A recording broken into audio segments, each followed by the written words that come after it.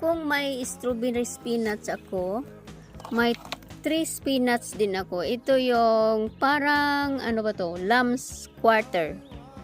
Kung sinong nakakilala ng lamb's quarter. Pero, ano lang siya, colorful. So, edible din to. Binili ko tong seed long time ago. Edible din to ha. Para lang din siyang lamb's quarter. Tapos, nasa salad din, nilalagay sa soups, kung saan-saan. Saan-saan talaga, no? Yes. Ang gusto ko lang nito, napaka-colorful niya, guys.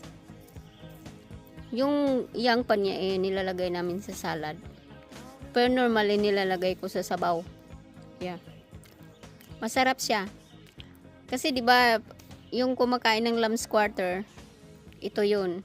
Pinag ano lang, colorful. Pero humahaba to ng 5 foot. Pag inaalaw mo siya, oh my god.